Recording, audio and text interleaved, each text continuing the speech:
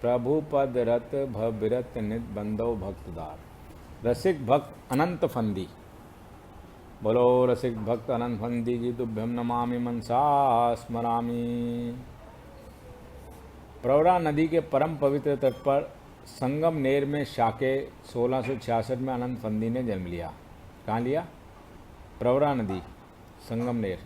वे यजुर्वेदी कौंडिन्य गोत्रीय देशस्थ ब्राह्मण थे। उनकी माता राऊबाई धर्मभीरू और भगवत भक्ति संपन्ना थी। अनंत फंदी को बाल्यावस्था में वे रामायण, महाभारत और भागवत सुनाया करती थी। इसके परिणाम स्वरूप अनंत फंदी को श्री कृष्ण की किशोर लीला में अभिरुचि हो गई। वे सदा यमुना, वृंदावन, राधा, श्री कृष्ण, ग्वाल बाल और गोपियों की ही प्रेममयी परम पवित्र लीलाओं का ध्यान किया करते थे। संगमनेर में ही भवानी बोवा नामक एक प्रसिद्ध महात्मा औलिया वृत्ति से रहते थे। अनंत फंदी उनकी कुटी पर जाया करते थे। संत के प्रसाद ने उन्हें कवित्व स्फूर्ति प्रदान की। उन्होंने श्री कृष्ण की किशोर लीला गाने में ही कवित्व शक्ति का सदुपयोग समझा। वे स्वभाव से बड़े रसिक, रंगीले और महत्वाकांक्षी थे। श्री कृष्ण के सरस चरित्र गान ने उनके पवित्र रसिकता का सौंदर्य विशेष रूप से बढ़ा दिया। महाराष्ट्र के आबाल, युवा, वृद्ध सब के सब श्री कृष्ण लीला का रचने लगे। अनंत फंदी एक बहुत बड़े कीर्तनकार के रूप में प्रसिद्ध हुए। अपनी तरुण अवस्था में प्रसिद्ध रसिक कवि राम जोशी की तरह ही वे श्री राधा कृष्ण के रसपूर्ण श्रृंगार का वर्णन करने लगे। उस समय श्री कृष्ण लीला संबंधी खेल हुआ करते थे। अनंत फंदी ने खेल आरंभ किया। वे गांव गांव और नगर नगर में घूमने लगे। एक बार खेल करते करते वे होलकर राज्य में पहुंच गए। उन्होंने अहिल्या बाई की राजसभा में श्री कृष्ण की लीला दिखाई। बाई उनकी श्री कृष्ण भक्ति और लावण्य युक्त सरस पद रचना से बहुत प्रसन्न हुई, पर उन्हें एक ब्राह्मण का खेल करना अच्छा नहीं लगा। इंदौर की राजरानी ने कहा, तुम ब्राह्मण हो, खेल करना तुम्हारा काम नहीं है। तुम्हें परमार्थ की ओर मन लगाकर भगवान श्री कृष्ण के पवित्र और सरस चरित्र का गान करना चाहिए। बुद्धिमती परम साध्वी बाई के वचनों का आनंद फंदी पर बड़ा प्रभाव पड़ा। अपने हाथ से भरी राजसभा में उन्होंने डफ तोड़ डाला और भविष्य में खेल ना करने का व्रत किया।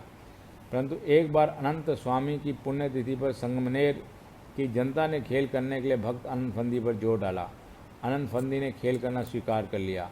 संगमनेर में लोगों की भीड़ लग गई। खेल आरंभ हो गया। दर्शक श्री कृष्ण की वृंदावन लीला के महासागर में तल्लीन हो गए। दैवयोग से ठीक उसी समय अहिल्याबाई पूना से संगमनेर होते हुए जा रही थी। भीड़ देखकर उन्होंने पूछा कि किसका खेल है। उनकी सवारी उधर ही चल पड़ी। अनंत फंदी को अपनी पूर्व प्रतिज्ञा का स्मरण हुआ। ये पश्चाताप करने लगे। उन्हें भय था कि बाई अपना आदेश पालन करवाने के लिए आ रही है। उन्होंने अन्य खेल करने वालों को हटाकर बाई के सामने अत्यंत मीठे स्वर से मध्वनाथ का सरस पद गाना प्रारंभ किया। श्री कृष्ण की वंशी माधुरी के संबंध का पद था। भगवान की वंशी ध्वनि सुनकर गोपियों ने घर छोड़ दिया। उन्हें अपनी सुधि बुद्धि ना रही। वे परम पवित्र राजस्थली में पहुंच गई। अहिल्या कवि के सरस लीलागान से तल्लीन हो गई। उन्होंने आनंद फंदी को नमस्कार किया। ऐश्वर्य भक्ति के सामने अपनी पराजय स्वीकार कर ली। बाई ने कहा कि आप जैसे भक्त कवि की उपस्थिति से पवित्र भारत भूमि धन्य हो गई है। आप भगवान के कवि हैं। बाई ने बहुमूल्य पुरस्कार से उनका अच्छी तरह सत्कार किया। अनंत फंदी ने खेल करना छोड़ दिया। वे परमार्थ में लग गए। उन्होंने आजीवन भगवान श्री कृष्ण की रूप रस लीला गाकर अपना जन्म सफर कर लिया। प्रसिद्ध मराठी कवि होनाजी बाला ने उनकी श्री कृष्ण विषयक भक्ति और कवित्व शक्ति की बड़ी प्रशंसा की है। नाना फडणवीस, यशवंतराव होलकर, फतेह सिंह गायकवाड़ आदि ऐतिहासिक महापुरुष उनका बड़ा सम्मान करते थे। अनंत फंदी ने अपने जीवन के अंतिम दिनों में असार संसार का त्याग कर हरिनाम की ध्वजा लेकर घर घर भिक्षा मांगी और भगवान की भक्ति का प्रचार किया। नंद नंदन और दशरथ नंदन की सरस कथा माधुरी से जन जन के हृदय में भक्ति की गंगा बहाई। शाके 1741 में 75 वर्ष की अवस्था में उन्होंने परम धाम की यात्रा की। बोलो रसिक भक्त आनंद फंदी जी की जय। श्री राधा कृष्ण चरण कमलेभ्यो अर्पितम।